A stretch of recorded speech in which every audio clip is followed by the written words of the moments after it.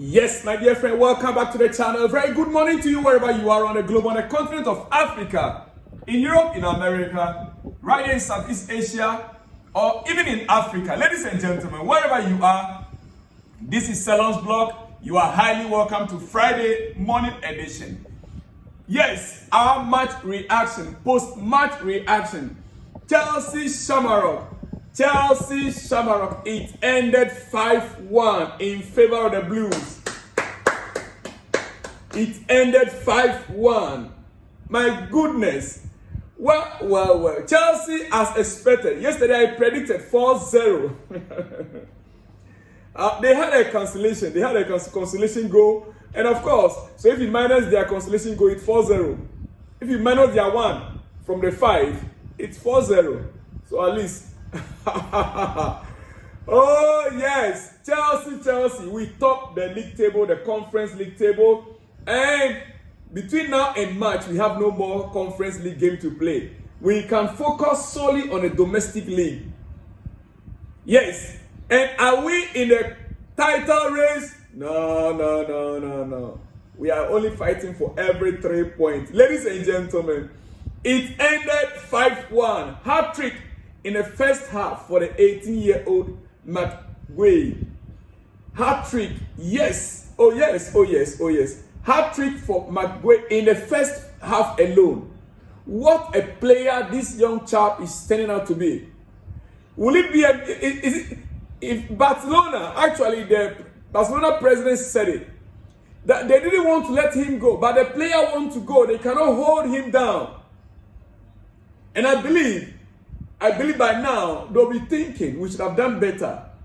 We should have done better not to let this young chap, the 206 born, not to let him go. The same way Pep Guardiola and Man City are regretting to let go Cole Palmer, the same way Barcelona should be regretting right now. Hat-trick, first half alone. This young man. And look, I love his technique. I love McGuay's technique. I mean, his brain, when it comes to scoring of goal, his instinct, his goal scoring instinct, he's still developing and he still has a lot of work to do on his game. But his instinct, goal scoring instinct is clear. You can see that this guy, in the next year or two, he'll be a top-notch striker. Number 9, Jackson should watch out. Oh yes, Jackson should watch out. Now, Gwe has the one thing that I love in a striker. The instinct, striker's instinct. He has much more to develop on, but his brain is there, and that's crucial. His brain is there, and it is crucial. He reads the game brilliantly. More credits to the young chap. The first goal, 22nd minute, 34th minute, and a 40+3 minute. First half hat-trick for McGuay. In general, all the boys on the day they delivered. And I'll mention their names quickly. You see, we started the game with Jorgensen as usual in goal post. George Achampong, Disasi, who was the captain of the day, Viega and Cucurella, all in our defense. Kasadai, Dewsbury Hall, midfielders. Then we have our attacking players, Madueke, Nkuku, George, Gwe. This was just like my prediction. This is what I actually predicted, if you can remember very well. Yes, I said it at George, but okay, I think I missed out on Madueke. Madueke was the only player that, all right. But in all, ladies and gentlemen, this was a far much more stronger team than the team we saw against Astana in Kazakhstan last week. And so, the goals expected, the margin, I'm not surprised because I predicted 4-0. I'm not surprised. Now, all these guys here, I love to see them. I watched all of them, especially Achampong, seeing Achampong play from, I think Achampong even played from the center back instead of the right back. Yeah. And I'm like, these guys, Achampong and Tariq George, look, it's good our coach integrated them into the first team squad. I don't have any complaint at all because we won the game. No complaint from any player. I will not stand anywhere and say, oh, this player has not done well, because the most important thing right now is to get a job done. And the job was done perfectly. We got it done perfectly. Before the game, something happened. Look at the picture on your screen. Enzo Maresca taking the players through details. Details matters in this kind of games. You could see him on the board with a player. So detail. So they work with details. They don't just instruct players. That is our head coach. Showing detailed information, giving detailed information on the board in the dressing room. Ladies and gentlemen, that is what we're talking about. This is what we're talking about. And if you look at our bench, we still had players on the bench that came on as substitute and they also delivered. But because of time, remember, today is already Friday. We have only today, tomorrow to prepare for our next game against Everton. And so we will not have enough time to deliberate so much on this game. I might come back with more news on this, but this is my post-match reaction. It is 5-1 against who? It all ended 5-1 in Chelsea's favor. In Chelsea's favor. Yes. Chelsea 5, Shamrock 1. That is how it ended. They also scored their goal earlier on. Like always, a little sleep, a little slumber. Then we concede. These games should be, games Chelsea should be able to win without conceding any sort of consolation. But we always, ladies and gentlemen, we are likely to face, by March, we are likely to face either of these four teams: Real Betis, Chelsea's UEFA Conference League Round 16 potential opponents. These are our potential opponents. Remember, we are not playing in the next round, so we've just been waiting for those we fighting for the last 8 teams to add up to the current teams that have already qualified automatically. So Chelsea are already waiting until March, when the next round, those who finish, they will now join the last 16.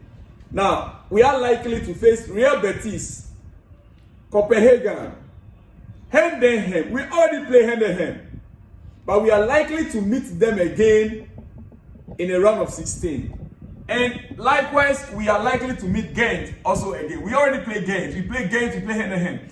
But we are still likely to meet them in the round of 16. Real Betis, Copenhagen, Heidenheim, and then Ghent. These four teams, Chelsea are likely to meet again in the round of 16. For me, all these four teams, come on, we should be able to still brush them aside. We should be able to brush any of these four teams aside. Ladies and gentlemen, it's not a big deal. It is not a big deal. Now, before I let you go, Maresca speaking after the game, he dropped a hint on Christopher Nkunku. In this game, yes, he was involved.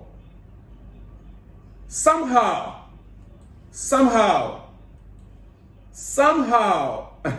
ladies and gentlemen, he was involved right there at the stadium, Christopher Nkunku. But somehow, after the game, our head coach dropped a hint on him. You see, Nkunku could not score a goal in this match. All the goals were scored by McGuay, 3 goals, Dewsbury Hall, and then Makukrela, scoring his second goal consecutively. He scored in our last game and he scored now again, Makukrela. But Nkunku did not score any goal. Now, after the game, our head coach was questioned about Christopher Nkunku. And this is what he has to say. I don't think Nkunku is a striker. His best position is number 10. In January, we will decide. There are some players who may not be happy and may want to leave. Hold on. I listened to our head coach carefully. He was asked a question specifically about McGuay, being 18-year-old and he's scoring goals. he was referring to all the strikers. He made mention of Nicola Jackson, he made mention of Christopher Nkuku, and he said these two are the reason why McGuay is not having enough opportunity to play in the league. Before he now continued by saying that Christopher, for instance, his main position is not number 10, that he sees him as number 9, as number 10. His main position is not number 9, but rather he sees Christopher Nkuku as number 10.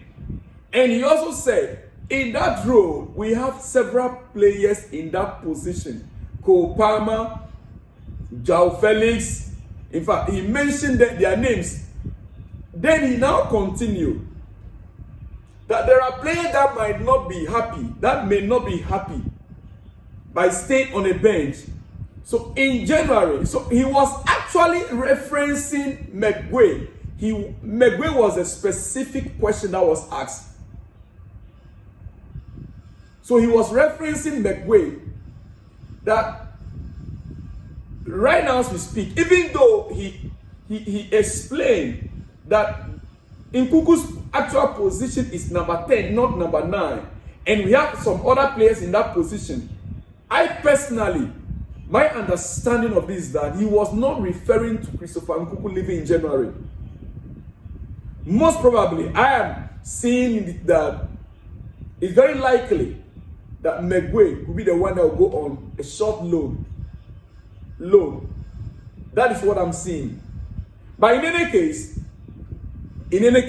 right now, we cannot question some of these decisions because most of the decisions they made in the summer actually are finally working in our favor. Even though it will be a very painful thing to let go Christopher Nkuku. It will be very, very painful for me if Chelsea is to let go Christopher Nkuku. Yes. And I don't know, our club, if the money is good, they will. Quickly, let me run up here. One thing, John Obi Mikel on failed Osimhen transfer. For those of you that are interested in Victor Osimhen, Obi Mikel was at the stadium over the weekend.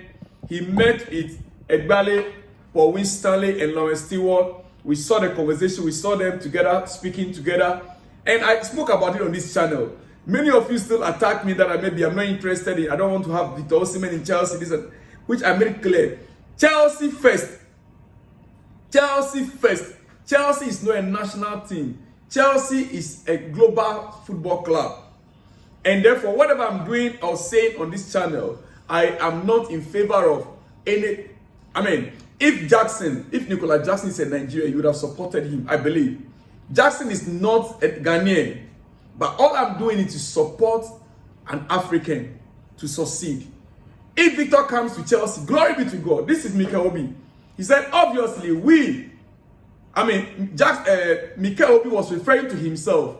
He said, that's Mikel and Bedard. He said, we touched on it briefly during the meeting. He said they touched on Victor Osimhen issue briefly during the meeting, but we move from it. They only touch on it briefly and they move from it. He said the club is doing well and Jackson is scoring goals. The club is doing well and Jackson is scoring goals. Ladies and gentlemen, I'm not the one saying it. You can read it, you can understand it better by yourself. What Victor Osimhen actually meant by that. The club is doing well and Jackson is scoring goals. Is Victor Osimhen coming to Chelsea in the summer or not? Is it going to be in January or not? We wait to see. Ladies and gentlemen, on that note, it is your breakfast. I'll be back with more exclusive news for you later in the day. I'll see you guys in the next one when you see me. Shalom and peace.